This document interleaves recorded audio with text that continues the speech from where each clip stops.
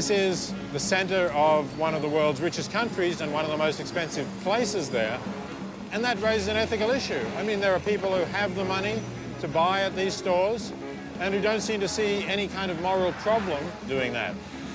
But what I want to ask is, well, shouldn't they see some sort of moral problem about that?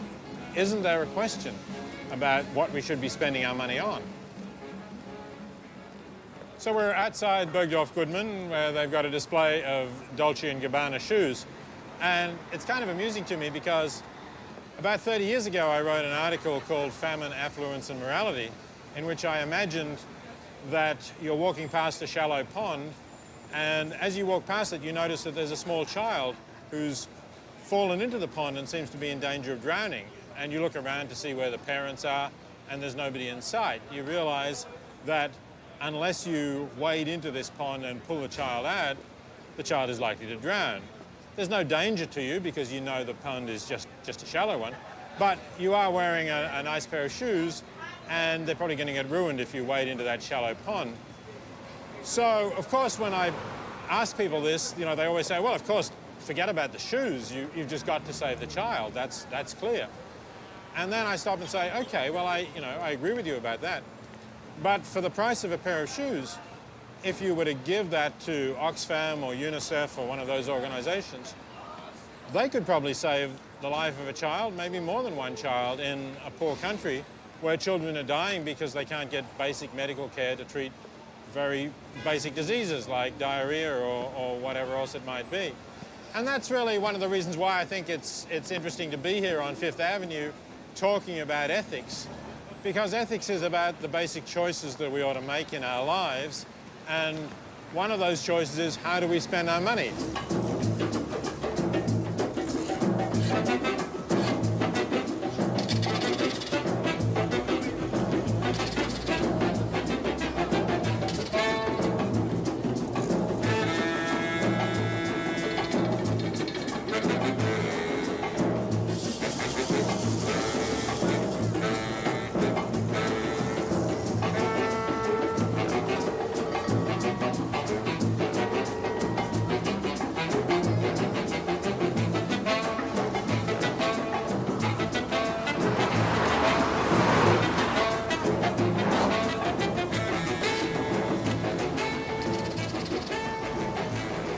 I started thinking about these issues back in the 1970s when, for one thing, there was the crisis in Bangladesh where there were millions of people who were in danger of starving because of the repression of the Bangladeshis by the Pakistani army at the time. And that made me think about our obligations to help people who were in danger of starvation.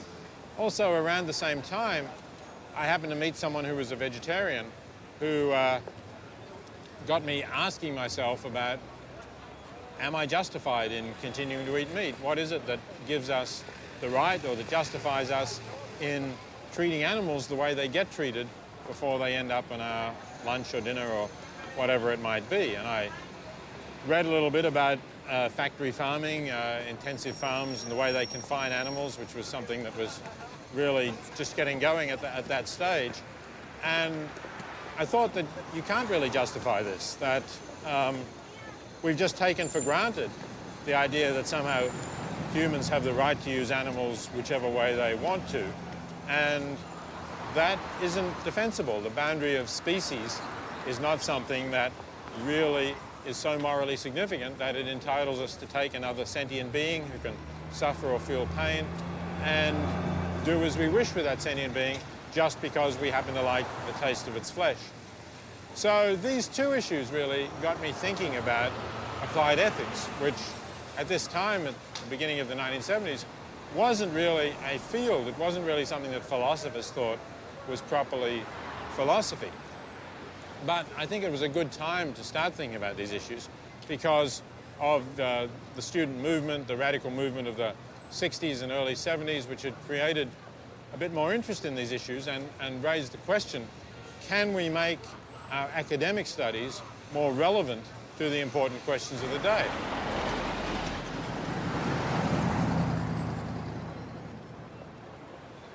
When you do applied ethics, you often find that thinking things through leads you to challenge common sense morality. And of course, this is consistent with a very ancient philosophical tradition. It's exactly what happened with Socrates.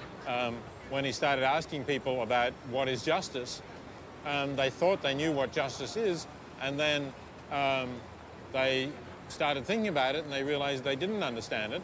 And of course, Socrates ended up being forced to drink the hemlock because he was accused of corrupting the morals of the youth. Now, fortunately, that doesn't happen to philosophers today, but it could well be said that, from a conservative point of view, applied ethics does corrupt morals, or not corrupt is the wrong word, but it certainly challenges morals and might lead us to think differently about some things that we have held very dear for a long time. A lot of people think that you can only have ethical standards if in some way you're religious, you believe that there's a God who handed down some commandments or inspired some scriptures which tell you what to do. I don't believe in any of that. I think ethics has to come from ourselves, but that doesn't mean that it's totally subjective. That doesn't mean that you can think whatever you like about what's right or wrong.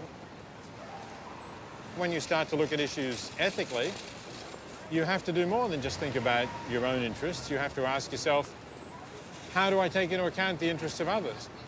What would I choose if I were to be in their position rather than my position?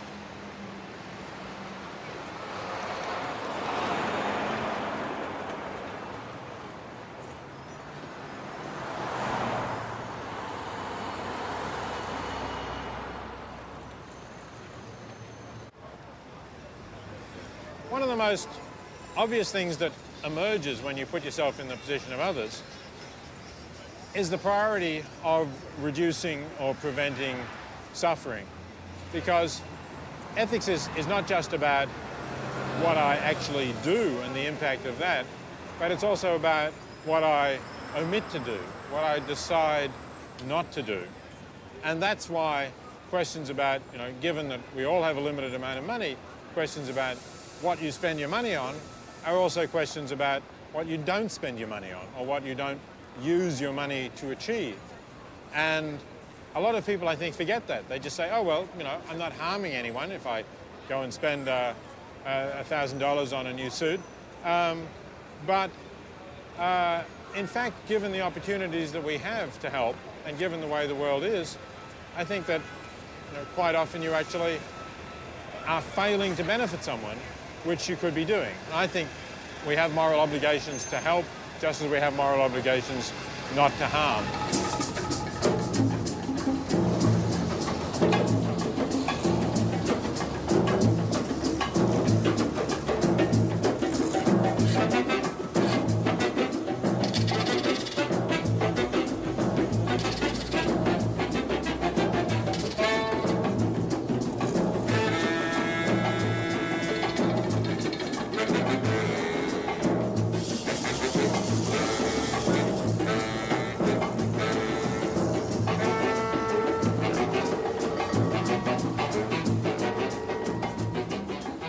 Over the thousands of years of history and development of philosophy, a lot of philosophers have asked, does life have a meaning? What is it?